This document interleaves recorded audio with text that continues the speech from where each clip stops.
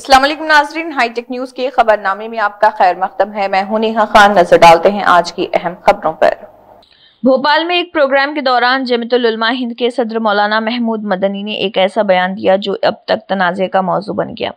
जमीयतुल उलमा हिंद के सदर मौलाना महमूद मदनी ने कहा है कि जब तक जुल्म है जिहाद जारी रहेगा और मुल्क की अदालतें हुकूमतों के कहने पर काम कर रही हैं।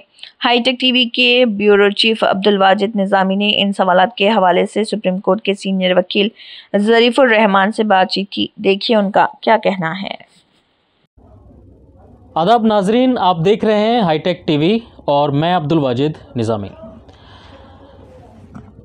अभी गुज़िश्ता रोज़ जमीयत उलमा हिंद के सदर मौलाना महमूद मदनी साहब ने भोपाल में एक इजलास के दौरान एक बयान दिया जिसमें उन्होंने कहा कि जिहाद जो है जब तक जुल्म रहेगा तब तक जिहाद जारी रहेगा।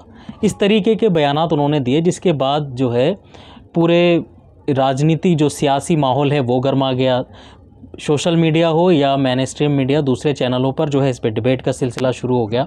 इसी पूरे मुद्दे पर मेरे साथ बात करने के लिए सुप्रीम कोर्ट के सीनियर एडवोकेट ज़रीफुर रहमान साहब मेरे साथ इस वक्त मौजूद हैं। सर, ये बताइए, जिस तरीके से ये बयान है मौलाना महमूद मदनी साहब का, जो जमीयत उलमा हिंद के अध्यक्ष हैं, किस तरह देखते हैं आप इसको, जिहाद से मुतालिक जो बयान दिया है? देखिए, मौलाना महमूद मदनी साहब ने जो बयान दिया, ये पूरी तरह से सरासर मैं इसको खारिज करता हूँ और इनके बयान से मैं नाइत्तफ़ाक़ ज़ाहिर करता हूँ और अपना रोष व्यक्त करता हूँ कि इन्होंने ये बयान गलत तरीके से दिया है। ये जिहाद का मतलब होता है कि अपने अंदर के शैतान को मारना। जिहाद का मतलब होता है कि अपने पड़ोसी पे जुल्म हो रहा तो उसको इस्लाह करना, न कि ये होता है कि आप कुछ भी कह दो, कहीं से भी उठा कर रख लिया हो और पूरे के पूरे समाज को, पूरे माहौल को बिगाड़ दो। ऐसा नहीं होता। इसलिए मैं इनके पूरे बयान से नाइत्तफ़ाक़ ज़ाहिर करता हूँ। ये तो जिन मौजू पर उन्होंने कहा है कि जो जुल्म हो रहा है मुसलमानों के ऊपर, जिस तरीके से जुल्म हो रहा है उसको सामने रख कर के उन्होंने ये बयान दिया है। साथ में वो ये भी कह रहे हैं कि जो सुप्रीम कोर्ट हो, जो मुल्क की अदालतें हैं, वो जो हुकूमत है उसके इशारों पर चल रही हैं। आप तो खुद वकील हैं, एडवोकेट हैं, इसको किस तरह देखते हैं आप? मैं पूरी तरह से उनकी इस बयान को खारिज करता हूँ और इस पर अपना रोष व्यक्त करता हूँ कि उन्होंने जो अदालत के ख़िलाफ़ इस तरह की बात कही है, गलत है। अदालत अपना काम करता है और अपने हिसाब से करता है। अदालत किसी के दबाव में नहीं है। दूसरी बात कि उन्होंने कहा है कि भाई यहाँ पे हुकूमत ऐसा कर रही, वैसा कर, जुल्म कर रही। तो मदनी साहब ये साबित करें कि हुकूमत कहाँ जुल्म कर रही है। किसी जुल्म को उठा के लाएँ, खामखा किसी पे इल्ज़ाम दे देना, ये गलत है। मैं इससे नाइत्तफ़ाक़ रखता हूँ। आपके जो नज़र में है जिहाद क्या है? जैसे मुसलमानों का एक बहुत कदीमी ये चीज़ बताई गई है, जिहाद जो है, क्या है जिहाद? आप देखिए, जिहाद दो तरह का होता है। एक जिहाद असग़र जो छोटा होता है और जिहाद अकबर जो बड़ा होता है। जिहाद जो बहुत पवित्र है, बहुत ही पवित्र शब्द है इस्लाम के अंदर।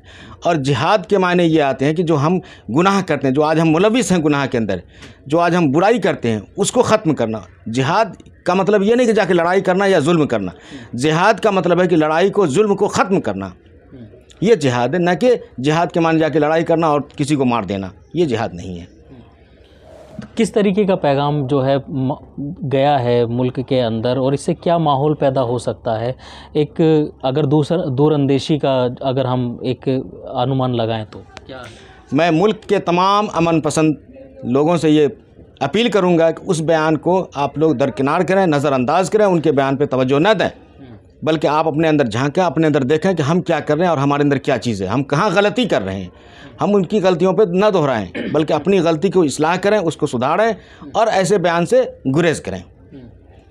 और क्या कहेंगे? अब बस इससे ज़्यादा मैं क्या कह सकता हूँ। बाकी लोग खुद समझदार हैं, समझ सकते हैं इस चीज़ को कि उनका मंशा क्या, वो किस लिए ये बयान देते हैं कि आवाम के अंदर रोष पैदा हो, जोश पैदा हो, जिससे मुल्क के अंदर नाइत्तफ़ाक़ी पैदा हो, मुल्क के अंदर झगड़ा फसाद हो। आखिर चाहते क्या हैं मदनी साहब?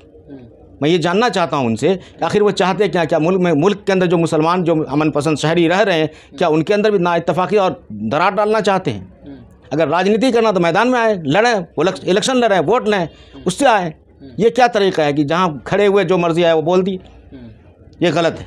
आप हुकूमत के ख़िलाफ़ कैसे बोल सकते हैं? आप अदलिया के ख़िलाफ़ कैसे बोल सकते हैं? आपके पास क्या प्रूफ है कि अदलिया ने आपके ख़िलाफ़ कोई दिया है जजमेंट? है अगर कोई प्रूफ तो बताइए आप। या फिर आप ये बताइए हुकूमत ने आपके साथ क्या नाइंसाफ़ी किया।